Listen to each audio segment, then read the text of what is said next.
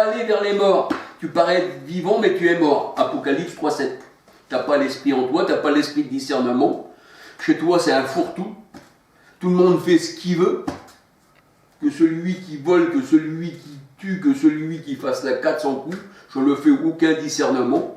Tu viens dans cette réunion, tu repars, tu reviens, tu repars. Hein, j'ai rétrogradé, mais je reviens encore et tu as accepté comme si tu étais toujours le même. Mais en fait, ils n'ont pas de discernement. Alors, ne pas aller vers les morts. Apocalypse 3, verset 7. Ils paraissent vivants, mais ils sont morts. Ils n'ont pas l'esprit du Seigneur. Luc 9, verset 55. Luc 9, verset 57 à 62. Les morts, bien sûr, ceux qui paraissent vivants, mais qui sont morts, eh bien, on parle des hommes qui n'ont pas reçu l'Esprit Saint.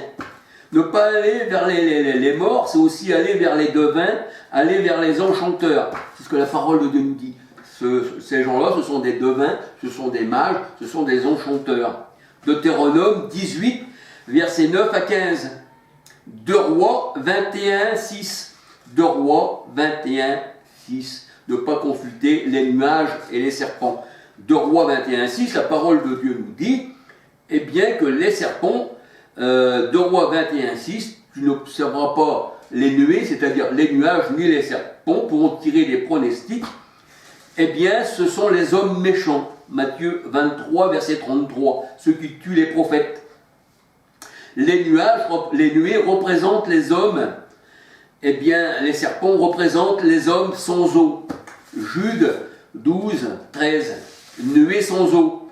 Et si tu n'as pas l'eau de l'esprit, Jean 7, 39, Jean 7, 37 à 39, tu n'appartiens pas au Seigneur, tu n'as pas été lavé. Ton cœur n'a pas été lavé d'une mauvaise conscience. Hébreux 10, 22. Alors, ne pas observer les nuées, hein, les serpents, et c'est pour ça que la parole de Dieu nous dit, nous qui sommes environnés d'une si grande nuée de témoins. Les nuées représentent les hommes. Et ne pas aller bien vers les serpents, vers les nuages. Tu ne regarderas pas les nuages pour en tirer pronostic. Pas les nuages que nous voyons là. Hein. Seigneur est spirituel. Les nuages représentent les hommes. Quand on dit il vient avec les nuées, ça veut dire il vient avec ses anges. Alléluia. Alors observer les nuages, les serpents, c'est évoquer les esprits impurs des gens morts spirituellement. Lévitique 19, verset 26, 31. Et là, nous voyons qu'au temps de Daniel, il y avait des mages. Les mages, c'est les morts. Lévitique 19, verset 26, 31, Daniel 2, verset 2, 5 à 13. Incapables, les mages, incapables de comprendre les choses spirituelles. Il fallait que Daniel donne les explications au roi de ce qu'il avait rêvé. C'est pour ça que la parole de Dieu nous dit que ces gens-là sont sans discernement. Ce sont des mages.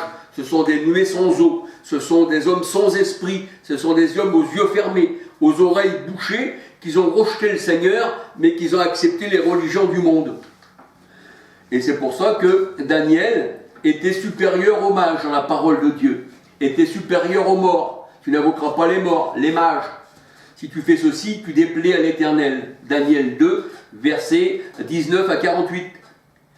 Évoquer les morts, les astrologues. Pourquoi les astrologues? Parce que la parole de Dieu nous dit, dans Genèse 37, versets 9 à 10, que les hommes de l'Ancien Testament, leur ministère, ça représentait la lune, le soleil, les étoiles. Le père, c'était le soleil, la mère, c'était la lune, et les enfants, c'était les étoiles. Et quand on voit les étoiles tomber du ciel ensanglanter, ça veut dire qu'ils ne vont plus éclairer le monde. C'est pour ça que le Seigneur dit, voici, la loi restera jusqu'à ce que les étoiles du ciel, tout ça tombe du ciel. Et ensuite, ça sera la grâce. Il fallait que tous ces gens-là disparaissent pour que Christ, la grâce, apparaisse. Jean 1, verset 17. Et là, le Seigneur, il appelle ces gens-là, tous ceux qui font la divination, tout ça, tous ces gens-là, tous ceux, les gourous qui sont dans les sectes, qui n'ont pas le discernement, qui n'ont pas l'esprit du Seigneur, eh bien, ce sont des faux prophètes, ce sont des religieux. Et si vous êtes parmi eux, c'est vouloir chercher parmi les morts celui qui est vivant. C'est pour ça que le Seigneur dit, pourquoi cherches-tu parmi les morts celui qui est vivant? Luc 24, verset 5, 6. Luc 24, verset 5, 6, 7. le Seigneur il dit qu'il ne se trouve pas parmi les morts. Pourquoi cherches-tu parmi les morts celui qui est vivant? Le Seigneur il dit je ne me trouve pas parmi les morts. Or Dieu n'est pas le Dieu des morts mais des vivants. Luc 20 verset 38. Marc 12 verset 27. Et la parole de Dieu nous dit Dieu se tient au milieu des dieux. Psaume 82 verset 1-2. Et à tous ceux à qui la parole a été annoncée, j'ai dit vous êtes des dieux. Alléluia. Ça veut dire que tu as aussi le discernement comme ton Seigneur, et vous en moi, moi en vous, qui est le Seigneur. 1 Corinthiens 6,13 nous dit, nous sommes un avec le Seigneur par l'Esprit. Nous avons la pensée du Christ.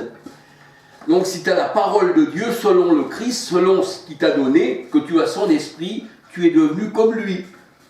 Alléluia. Tu fais partie de son corps, lui il est la tête. Alléluia. Et là où est le Christ, tu y es aussi. Alléluia. J'ai dit, vous êtes des dieux, à tous ceux à qui la parole a été annoncée. Jean 10, versets 33 à 36, et Dieu se tient dans l'assemblée de Dieu. Et c'est pour ça que quand le Seigneur il a formé la création, dans Job 38, il me semble, il dit, où étais-tu quand je formais la terre et que tous les fils de Dieu criaient de joie. Hein, c'est écrit ça dans la parole de Dieu. Ça veut dire que les fils de Dieu, tous ceux qui ont reçu la parole, les enfants de Dieu, les anges, étaient avec le Seigneur au jour de la création. Un peu comme aujourd'hui, l'homme nouveau, c'est celui qui reçoit la parole. Et celui qui annonce la parole, eh bien, c'est pas toi qui fais l'homme nouveau, c'est Christ qui le fait à travers toi, mais tu participes aussi à la création de Dieu. Alléluia. Celui qui s'est écarté du chemin, alléluia. Celui qui s'est écarté du chemin, qui est Christ, Jean 14, 6, 7, eh bien, la parole de Dieu nous dit, repose dans l'assemblée des morts. Proverbe 21, verset 16. Et il nous faut par l'esprit nous séparer de l'impureté du monde, avec la sainteté de Dieu. Et l'Éternel sera avec nous, la parole de Dieu nous dit. Jérémie 15, verset 19. Si tu sépares ce qui est ténèbres avec ce qui est lumière, ce qui est vil avec ce qui est beau, le Seigneur dit dans sa parole, eh bien, je marcherai avec toi. Jérémie 15, verset 17. 2 Corinthiens 6, verset 14 à 18.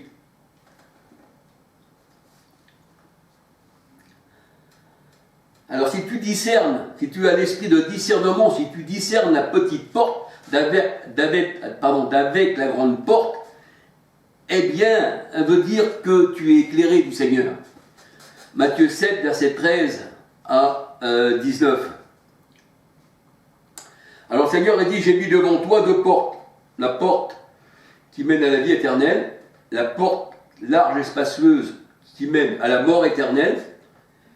Et j'ai mis devant toi la malédiction et la bénédiction. Devant toi, j'ai mis deux chemins. Le monde ou le ciel. Le Christ ou la chair. Choisis la vie, Christ. Jean 14, 6, 7, afin que tu vives. Et efforce-toi d'entrer par cette petite porte. C'est ce que nous dit le Seigneur. Dans Deutéronome 30, verset 15, 19. La malédiction ou la bénédiction. Deutéronome 28, 1 à 68. Alléluia.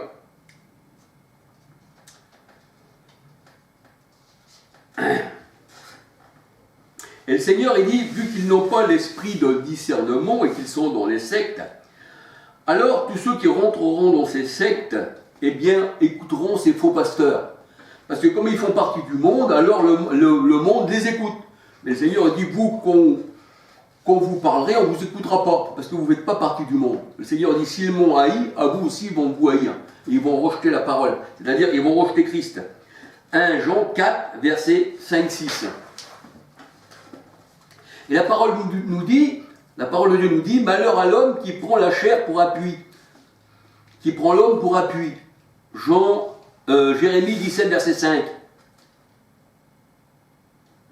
Et la chair pour appui, pour la parole de Dieu, c'est avoir l'esprit de l'Égypte.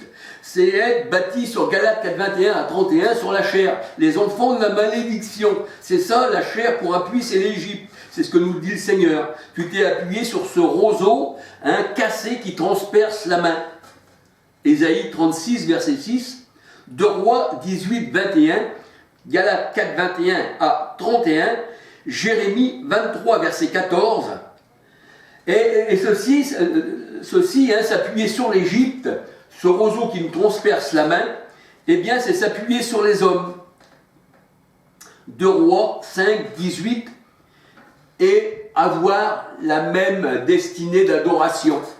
C'est ça, c'est avoir la même destinée. Vous ne savez pas discerner, si tu t'appuies sur l'homme, ce que l'homme va faire, tu auras le même Dieu à adorer. 2 Rois 5, 18. La parole de Dieu nous dit que Dieu veut votre séparation. Il veut vous séparer des boucs. Les boucs qui dirigent le troupeau, les faux pasteurs. Jérémie 50, verset 8. Jérémie 50, verset 8. Les boucs qui dirigent les troupeaux et qui les emmènent à la perte. C'est pour ça que le Seigneur dit, séparez-vous d'eux. Séparez-vous. C'est pour ça que le Seigneur dit, dans Matthieu 25, verset 32 à 46, qu'il a mis les boucs à la gauche, qui représentent l'iniquité, et les brebis à la droite, qui représentent la bénédiction. Lévitique 20, verset 6, ce sont des boucs. Lévitique 17, verset 7, 1 Thessaloniciens 4, verset 3-4. Alléluia. Alors j'ai pas mal parlé aussi des fois sur la sanctification dans mes vidéos, mais il est toujours bon de le rappeler. Sinon, vous n'aurez pas la vie éternelle. Si je parle comme ça, si je répète comme ça, c'est justement pour que vous puissiez comprendre la parole de Dieu. Vous perdez votre temps, vous perdez vos vies dans ces religions, vous donnez de l'argent pour rien, vous payez des gourous et vous êtes non bâtis sur la parole qui est Christ. Vous êtes, c'est-à-dire bâtis sur le sable et vous êtes, bon pour la destruction. C'est pour ça que la parole de Dieu nous dit que l'homme, il est comme l'herbe, et l'herbe sèche. Et le Seigneur, il dit, elle est prête à aller au feu. Alléluia. Alors, c'est pour cela que je vous ai encore parlé aujourd'hui de cela. Et puis, il est encore toujours bon de parler du Seigneur. Alléluia. Gloire au Seigneur. Je voudrais vous dire aussi que la chevelure dans la parole de Dieu, veut dire beaucoup de choses dans la parole. Alléluia. Chevelure dans la parole de Dieu, les cheveux. Je vois les gens qui parlent de chevelure. Il serait bon aussi de faire une vidéo, alléluia, que le Seigneur nous donne à comprendre ce que signifie la chevelure dans la parole de Dieu et qu'on puisse comprendre enfin la parole du Seigneur. Mais ceux qui peuvent comprendre, ce n'est pas le fils de perdition, ce n'est pas ceux qui ont annulé le commandement de Dieu, qui sont devenus des adversaires de Dieu et qui ont toujours été destinés à ça, la parole de Dieu nous dit, mais c'est ceux qui comprennent la parole spirituellement, alléluia. Gloire au Seigneur, que le Seigneur vous bénisse. Essayez de discerner, au moins de dire, est-ce que c'est vrai? Parce qu'il en va de ma vie spirituelle, c'est pour l'éternité après. Est-ce que vraiment ces gens-là m'annoncent quelque chose de bien? Est-ce que d'après leur manière de vivre, leur manière d'être habillés, la manière de marcher, la manière de parler aux gens, d'être une façade devant nous, puis être une autre façade derrière, est-ce que vraiment ces gens-là appartiennent vraiment au Seigneur? C'est pour ça que l'homme se déguise en agneau, mais à l'intérieur c'est un loup. Il se déguise en ange de lumière, mais c'est les ténèbres. Mais les ténèbres ne l'ont pas reçu, mais ils veulent se déguiser. Mais avec le discernement, on les a repérés. Alléluia. Et on s'est séparés et on est devenu le petit troupeau que le Seigneur veut. Alléluia. Parce que le petit troupeau, seul ce petit troupeau, je crois que c'est dans Luc 11, 32, le Seigneur a dit « Votre Père Céleste a trouvé bon de vous donner le royaume. » Mais la grande porte qui représente Jérémie 5, 7, la grande prostituée, ils sont en foule dans la maison de la grande prostituée, parce que la grande porte elle est large, donc il y en a beaucoup qui passent. Puis quand ils vous regardent, quand vous êtes 2-3, quand Christ est là au milieu de vous, eux ils vous disent, mais c'est pas beaucoup. Alors, justement, ils n'ont pas encore le discernement, parce qu'ils auraient dû savoir que le troupeau du Seigneur, c'est beaucoup d'appelés, mais peu d'élus. Alléluia. C'est ça, un petit troupeau, petite porte, passer par la petite porte. Parce que c'est la plus petite des tribus de Juda, l'assemblée du Seigneur. Et le Seigneur, il est le lion de la tribu de Juda. Alléluia. Gloire au Seigneur, que le Seigneur vous bénisse. Ayez du discernement, pensez au discernement. Regardez les gens autour de vous, tous ceux qui se disent être vos dirigeants. Le Seigneur dit, ce sont des boucs qui dirigent le troupeau. Ésaïe 50, 58, je ne m'en souviens plus au juste. Alléluia. Ce sont des boucs. Jérémie 50, verset 8. Alléluia. Que le Seigneur vous garde, que le Seigneur vous bénisse. Alléluia. Soyez bénis, alléluia. Ayez du discernement.